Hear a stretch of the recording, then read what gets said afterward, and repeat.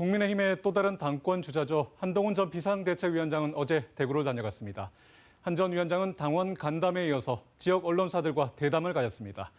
당 대표가 된다면 청년층으로부터도 지지받을 수 있는 정당으로 만들겠다 밝혔습니다. 함께 들어보시겠습니다. 네, 한동훈 전 국민의힘 비상대책위원장 모셨습니다. 안녕하십니까? 안녕하세요. 네, 그 당대표 선거에 출마하셨어요. 이 국민의힘 대표가 되려고 하는 이유부터 여쭙겠습니다. 저희가 총선에서 분명히 국민의 심판을 받았잖아요. 근데 심판을 받은 이후에 저희 국민의힘에 대해서 국민들께서 심판 모드를 거두지 않고 계십니다. 저희가 그만큼 심판 민심을 제대로 받들지 못하고 있다는 뜻이고요. 제가 총선 패배는 여러 번 얘기했지만 제 책임이라고 말씀드렸습니다. 그렇지만 제가 지금 이 어려운 상황 속에서 국민의힘이 위기를 극복하고 승리의 기반을 만들 수 있는데 도움이 될 수 있다고 판단했습니다. 그게 진짜 책임을 다하는 길이라고 생각했고요. 근거 없는 얘기고요. 당정관계라는 것이 그 자체로 최종적인 목표가 아니라 좋은 정치, 국민을 위한 정치를 하기 위한 과정이자 과정 같은 거잖아요. 그러면 국민을 위해서 좋은 정치하기 위한 과정으로서 당정관계 어때야 되겠습니까? 실용적이고 상호 치열한 토론을 통해서 해법을 찾는 방법이어야 되지 않겠습니까? 저는 그 당연한 걸 말씀드린 겁니다.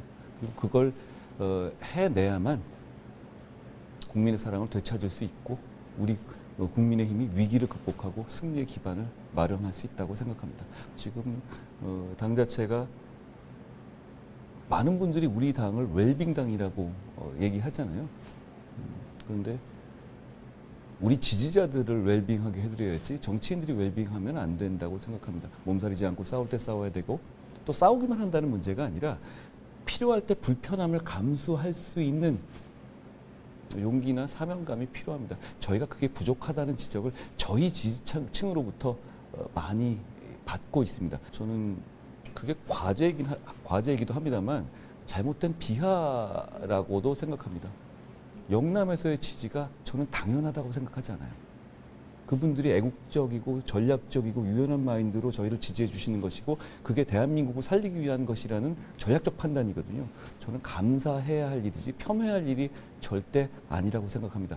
영남의 지지가 당연한 게 아닙니다. 그러니까 저희가 영남에 대해서 감사하는 마음을 기초로 출발해서 중도, 수도권, 청년에 대한 확장의 길로 나가야 하는 것이죠. 영남에 대한 폄하는 전 대단히 잘못됐다고 생각합니다. 정책에 있어서 청년들을 많이 고려해야 해요.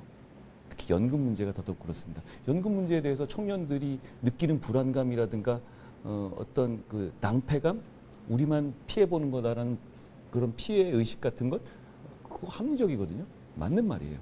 그렇기 때문에 그 연금 개혁 같은 중요한 개혁을 하거나 할 때 이 기성세대 위주로 정책을 결정할 것이 아니라 거기에 대해서 가장 큰 영향을 받는 청년 세대를 중심으로 정책 결정을 해야 합니다. 그런 몇 가지 포인트에서 청년들을 정치에 가장 중요한 혜택을 받는 층으로 만들어야 한다고 생각합니다.